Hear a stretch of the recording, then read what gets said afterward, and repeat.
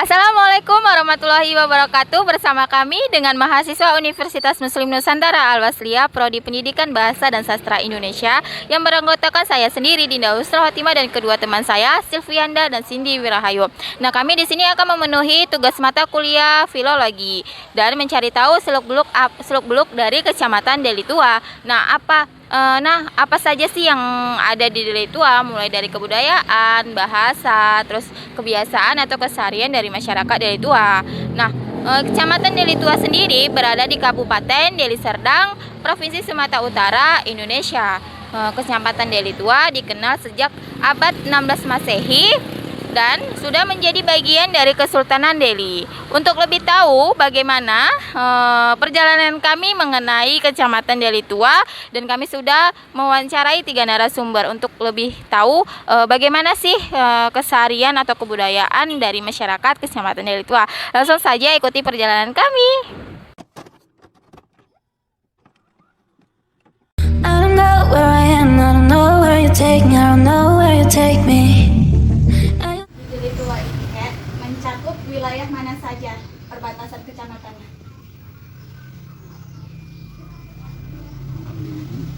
Assalamualaikum warahmatullahi wabarakatuh. Saya Haji Nagiman, kakek dari cucu saya. Saya kasih Silvianda ini akan menjelaskan tentang sejarah ataupun perkembangan daerah Kecamatan Deli Tua. Tadi tentang wilayah Kecamatan Deli Tua itu, kalau sebelah utara itu berbatasan dengan Jalan Stasiun Gede Durian, yaitu berbatasan dengan Desa Gede Durian, Kecamatan Medan Dor.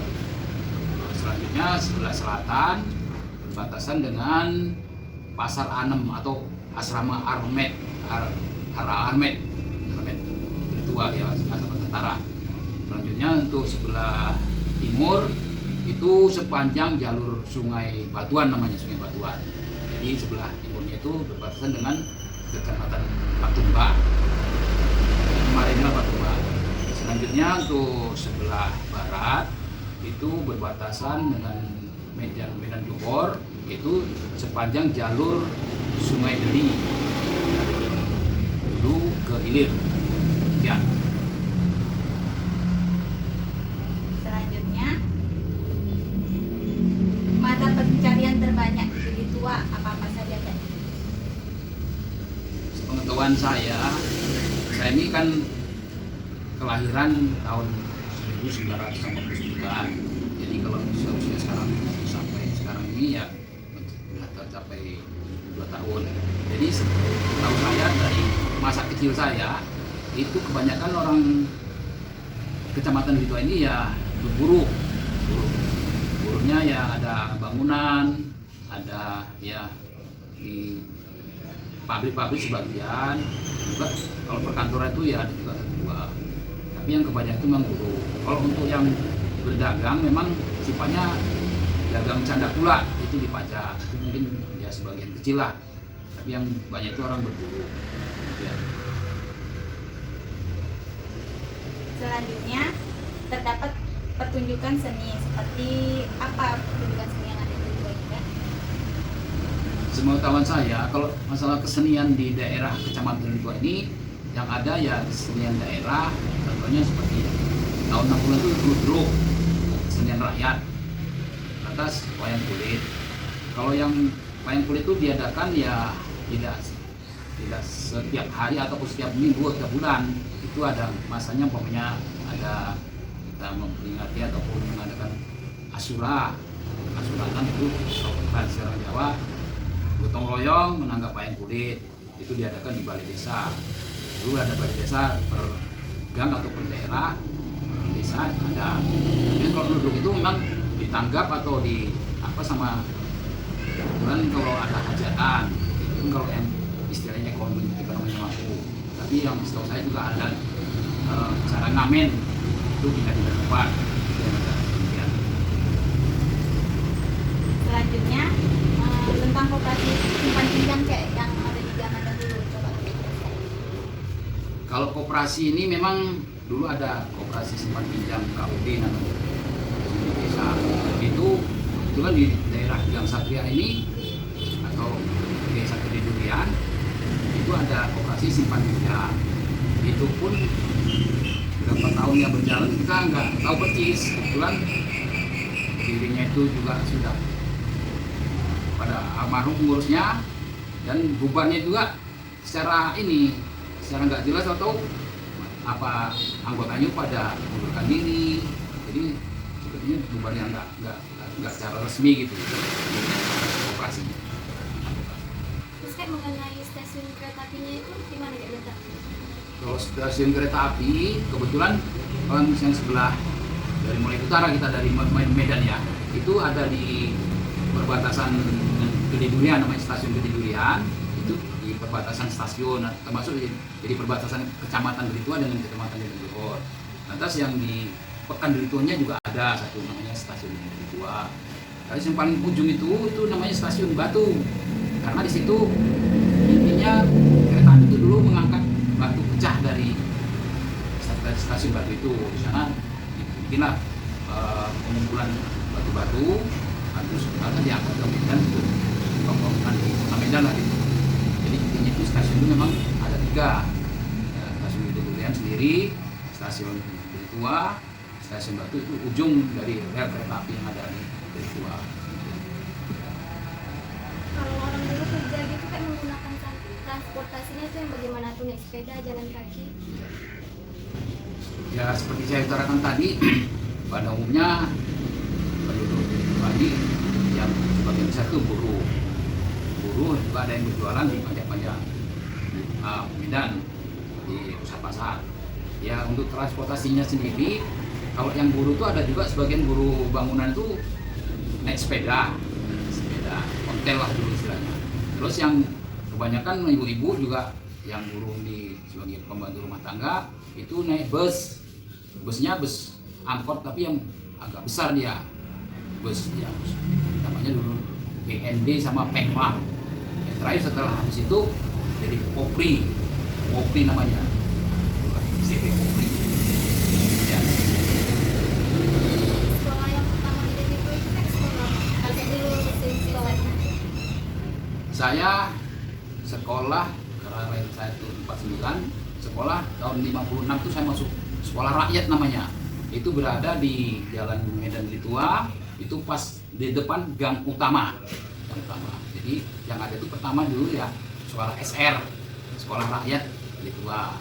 Itu baru ada SMP, itu belakangan sudah ada zaman kemajuan ini lah. Tapi tahun 60 itu SR yang ada.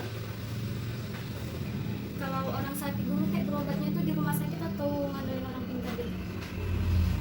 Kebetulan kalau untuk kesehatan orang sakit di kecamatan dekat semasa kecil-kecilnya saya itu banyak pakai orang mantri, tenaga mantri, orang-orang pegawai rumah sakit seperti dari Kodam.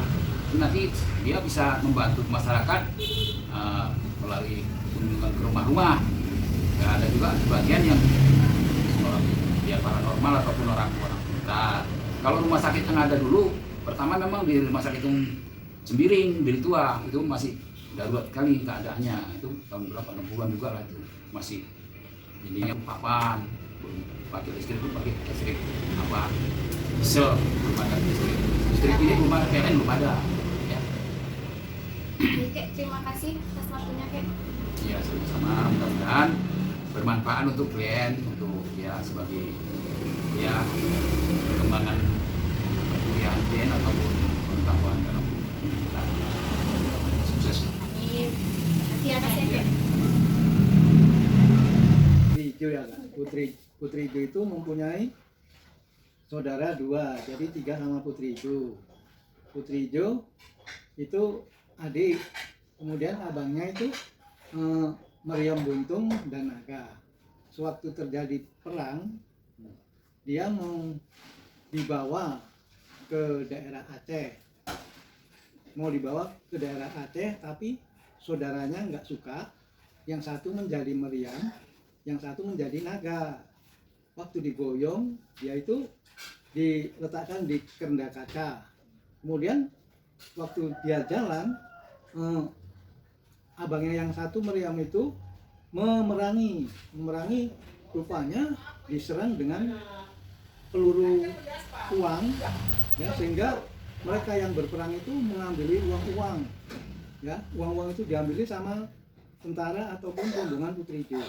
Jadi mereka itu mengambil uang yang dari Pangeran ya, Aceh itu. ya, jadi mereka itu terus menyerang terus dengan meriam itu, sehingga Panas disuruh menyiram itu, jadi rupanya jadi puntung. Nah itu itu jadi puntung meriamnya, sehingga sewaktu dibawa gitu, kapal yang dari Aceh itu ditarik sama naga, sama abangnya. Jadi disitulah kapalnya itu kerem, ya. Sedangkan kapalnya kerem itu kata orang-orang dulu, dia keremnya di daerah Gang Sejarah di pinggiran Sungai Deli. Nah, jadi sedangkan Putri Ijo itu mandinya itu di pinggiran Sungai Deli yang sekarang di daerah Pamah, Kuta Deli Tua namanya. Kemudian dia itu di situ mandi, dan pada waktu Pak O itu kecil, dia itu ini dikerubung pakai kelambu daerah permandiannya itu, dan permandian itu pakai pancur yang terbuat dari gading, maka dikatakan sama orang dulu itu pancur gading. Nah itu adalah untuk mandi Putri Ijo katanya pada zaman dulu. Jadi di situ permandian itu sampai sekarang itu sama orang itu untuk rekreasi ataupun untuk orang-orang itu kalau misalnya ada hajat untuk yang baik, mereka itu membawa ayam makan-makan di situ. Jadi itulah kisah yang Pak O cerita tahu pada zaman dulu waktu Pak O masih kecil. Jadi ini kisah daripada Putri Ijo tadi. Jadi itulah supaya tahu. Oke, gitu aja ya. Ini pakai tank panser, udah itu pansernya itu diketak sama bambu runcing di Gang Sejarah itu, pada lari, sehingga larinya itu ke daerah Gang Sejarah. Panser tanknya itu ditinggal sama mereka itu, sehingga pada lari dikejar sama bambu runcing. Mereka itu lari itu birit-birit. Itu cerita daripada orang dulu yang ikut perang Petren lah gitu. Nah, itu pernah cerita sama Pak O. Dia itu waktu pas di Gang Sejarah itu, mereka itu rame-rame pakai bambu runcing, pada lari gitu. Dia kan pakai ini mau ditembakkan, kan dia itu meriang kan, nggak bisa kalau udah di motor. Ya nggak tahu orang itu berondok, tahu tiba-tiba digertak terus pada lompat ketakutan ditumbak sama bambu runcing. Nah, itu yang cerita dulu Pak Atemo namanya, Atemo Tugiman yang dulu itu bapaknya Mantul. Nah itu, jadi itulah kalau tentang kisah Deli Tua. Nah, kota Deli Tua itu bukan yang Deli Tua sekarang, tapi namanya Kuta Deli Tua itu daerah Gambunga, masuk nyebrang sungai itu Kuta Deli Tua. Kalau kita masuk ke kiri itu dapat pemandian Putri Ijo namanya Pancur Gading. Nah, tapi sekarang Pancur Gadingnya bukan pakai gading, tapi dulu waktu tahun 73 itu udah diganti sama bambu, tapi di situ ada kelambu untuk pasang sesaji sama orang-orang yang datang membawa ayam panggang gitu. Itulah kalau ceritakan yang seapanya itu Pak O nggak tahu, cuman gitulah. Karena maupun dulu waktu kerja dari situ dia ada ujar-ujaran selamatan lah gitu. Kami dibawa ke situ kan, makan-makan ayam panggang di daerah Pancur Gading yang dimandi. Itu tahun 73 itu. Itu orang datang ke situ. Pancur Gading. Tapi kalau yang lain-lain ya nggak tahu lah, yang ceritamu sama itu memang kembali sama itu. Sehingga itu pun kan dulu daerah Sungai Deli itu dulu lautan. Katanya kan gitu, menurut legenda dulu lah. Jadi dari sana lah, daerah sana Putri Ijo itu sebetulnya itu orang kita Batak, entah Batak Karun, entah Batak apaan dulu kita nggak tahu. Tapi kalau dari Bali kan kebanyakan Batak Karun. Gitu. Jadi Bang, gimana Bagaimana tentang sejarah Masjid Asy-Syakirin ini? Katanya ini masjid pertama di Deli Tua ya Pak? Masjid Asy-Syakirin ini adalah masjid yang tertua, yang pertama kali tertua di Kecamatan Deli Tua, yang dia di sini berdiri di tengah-tengah keramaian Mekah Deli Tua. Makanya masjid ini dikatakan pertama kali sebagai masjid pusat untuk menginginkan adanya sebuah masjid yang berbeda di antara masjid-masjid yang lain. Masjid Asy-Syakirin ini berdiri pada tahun 1935. Di situ dia berdiri di atas tanah wakaf masyarakat Muslim yang Deli Tua, yang pada saat itu kepengurusan atau SK tanah ini belum menjadi punya Masjid Asy-Syakirin, tapi masih punya umat Muslim yang di sekitar Deli Tua juga gitu. Sebelum dari tahun ini juga ada juga sih masjid-masjid yang lain, tetapi Masjid Asy-Syakirin ini pertama kali masjid tertua, makanya masjid yang banyak peninggalan sejarahnya mungkin ada pada saat itu juga. Termasuk sejarah dari Masjid Asy-Syakirin juga dapat kita tarik. Yang pertama kali masjid ini didirikan belum dalam bentuk batu, masih dalam masjid yang dibuat dalam bentuk kayu. Dalam artian ornamen ini masih kayu, belum keramik. Ini termasuk salah satu peninggalan juga. Di dalam ada juga. Setelah itu, konon mungkin pada saat itu orang banyak pada tahun 1993 itu banyak wisatawan atau orang-orang yang dari luar sana untuk berkunjung ke sini, karena ini kan dibilang atau diibaratkan masjid yang banyak peninggalan pada zaman itu. Ada mungkin problematika atau konflik pada saat itu juga di masjid ini juga gitu. Baru pada saat itu masjid ini masjid yang banyak kenangannya, termasuk salah satu makanya kami nggak pernah ganti mimbar masjid itu. Mimbar masjid itu pertama kali mimbar yang pertama kali masjid ini didirikan. Masjid ini didirikan masih dalam bentuk kayu, dindingnya masih belum dalam bentuk batu, masih kayu juga. Pada saat itu mimbar itu udah ada. Makanya kami nggak pernah ganti mimbar ataupun sedikit ornamen dari peninggalan masjid ini nggak pernah kami buang. Kenapa? Karena itu salah satu mungkin kalau kita bilang catatan sejarah yang mungkin peninggalan yang dulu itu. Peninggalannya. Di sini pada saat itu juga nanti termasuk dari peninggalan bekas penjajahan Belanda juga itu ada. Itu nanti ada di mimbarnya. Makanya mimbar itu di belakang mimbar itu atau di mimbar itu ada bolongan. Bolongan itu bekas tembakan dari para jajahan Belanda juga, tapi masih ada juga. Makanya itu kami nggak pernah ganti, nggak pernah berubah bentuk mimbar itu, tetap menjadi mimbar sampai memang masjid ini betul-betul menjadi masjid yang berbeda dari dulu dan nyata sekarang juga.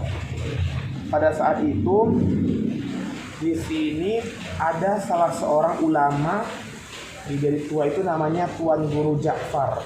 Tuan Guru Ja'far itu pertama kali kalau kita bilang pembina kenaziran masjid ini pertama kali. Tuan Guru Ja'far itulah yang mengkonsep atau merubah pola pemikiran supaya umat-umat itu mau tertarik untuk masuk untuk ikut mengetahui bagaimana jejak sejarah Masjid Asy-Syakirin ini. Tuan Guru Ja'far ini juga dia salah seorang guru besar di Maktab Al-Khairiyah yang maksudnya juga ada pengajian juga. Sebenarnya masjid ini ada kerjasamanya juga dengan Maktab Al-Khairiyah itu, karena pada tahun 1968 itu ada seorang donatur yang namanya Pak Ashraf Ali, Ustadz Effendi Barus, sama Bapak Profesor Dr. Jimino Sohadi. Itu mereka itu salah satu guru di maktab itu juga. Jadi mereka pada saat itu disinilah menjadi kenaziran atau badan kepengurusan kenaziran di masjid ini juga. Jadi makanya ada kerjasama antara Al-Khairiyah sama Masjid Asy-Syakirin ini. Makanya ini dibilang kalau masih dibilang ini tanah wakaf Al-Khairiyah sebenarnya. Tapi pada saat sekarang udah berubah karena itu mungkin tanah wakaf Al-Khairiyah mungkin udah memberikan ikhlas untuk masjid ini jadi sudah perubahan nama, nggak karena wakaf Al-Khairiyah lagi, sudah menjadi tanah wakaf, udah menjadi asyikun juga gitu. Pada saat itu juga ada namanya Pak Abdurrahman. Pada tahun 1938 itulah kenaziran pertama kali. Di sini dulu belum ada namanya badan kemakmuran, badan kenaziran, nggak ada. Di sini dulu namanya kenaziran masjid gitu aja. Setelah habis masa bapak itu pada tahun 1945 atau 48 itu 48 kurangnya juga, tapi di sekitaran tahun itu juga.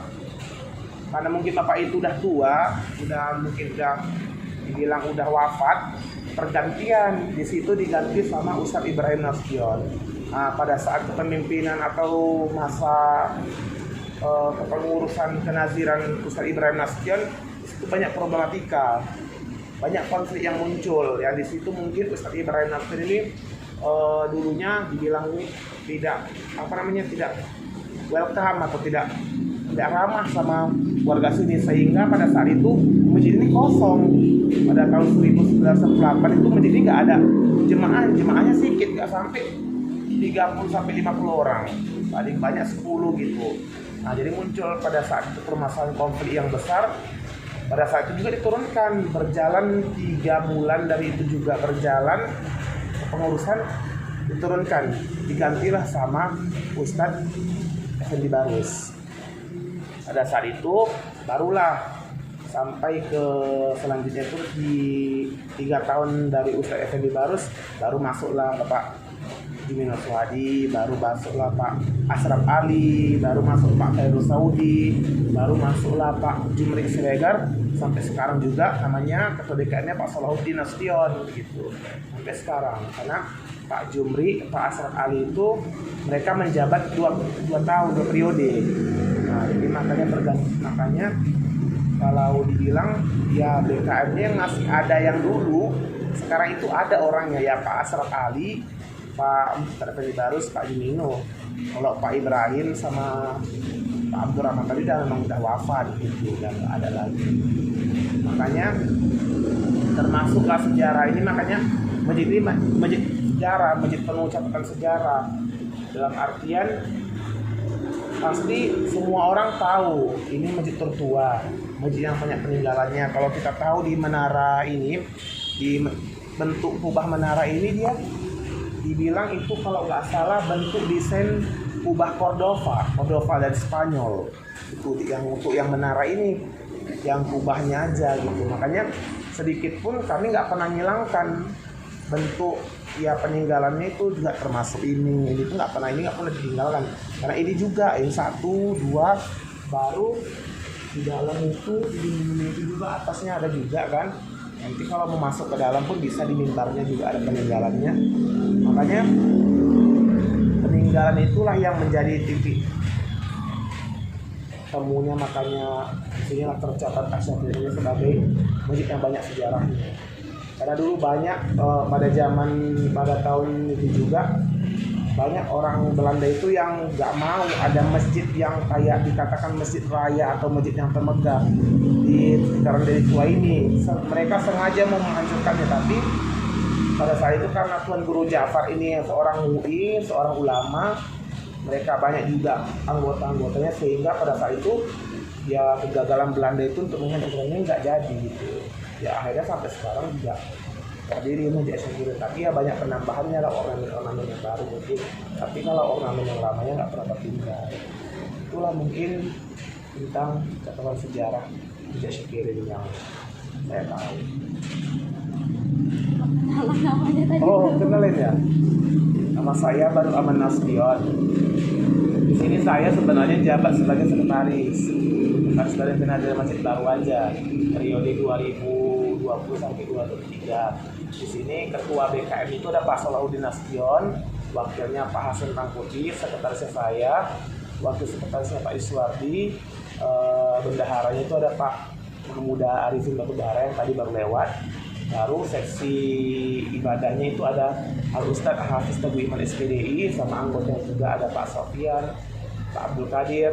Baru kalau di bagian pembangunan itu ada koordinatornya Pak Abdul Qadir Batubara, sama anggotanya juga ada Pak Rashid, Pak Ardiansah, Pak Yusuf, Ian. Baru di bidang bangunan,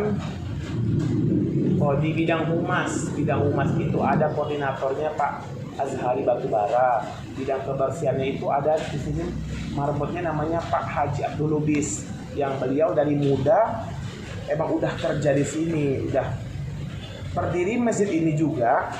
Bapak itu pertama kali sebagai marbot di masjid ini juga. Sebelumnya mungkin dulu ayahnya, ketika meninggal ayahnya diganti oleh dia Pak Haji Abdul Lubis ini, makanya sampai sekarang marbotnya ke Pak Haji Abdul Lubis juga. Baru kalau untuk program kegiatannya, kalau di masjid ini kalau program kegiatan kenaziran itu ada pengajian malam Selasa, itu dengan berbeda-beda, ada minggu pertama, minggu kedua, minggu ketiga, minggu keempat itu beda-beda ustadznya. Tapi yang dikaji juga tentang fikih, tauhid, umum. Baru di minggu Ahad juga ada pengajian. Dan kami juga pun setiap hari libur nasional itu kami masjid ini nggak pernah kosong, pasti ada pengajiannya. Setelah Ahad, setelah subuh ada pengajian juga. Kalau pengajian remaja ya ada di malam Kamis sama malam Minggu. Itu nanti di situ dibimbing oleh Al-Ustaz Jumain Amin, bekerja sama juga sama anak remaja Nabi Asyikun juga. Itulah tentang sejarah jadi yang saya tahu, karena saya pun nggak pernah kenal juga yang namanya Tuan Guru Ja'far ini, nggak pernah kenal juga. Pak Abdul Rahman ini nggak pernah kenal juga. Mungkin yang pernah kenal itu Pak Jumri, karena ayah Pak Jumri ini pada saat itu kenaziran juga, mungkin di bagian sekretarisnya. Mungkin dia yang tahu. Sempat dengar juga ada juga kemarin dari televisi, dari TVRI juga berkunjung juga, nanya siapa guru besar di tua ini. Tuan Guru Ja'far, kata Bapak itu, makanya teringat Tuan Guru Ja'far. Jadi mungkin pasti pada saat Tuan Guru Ja'far itu sebagai kenaziran, mungkin ayah Bapak itu juga sebagai pengurus dalamnya. Mungkin itulah singkat tentang sejarah Media Asian Team. Terima kasih Abang.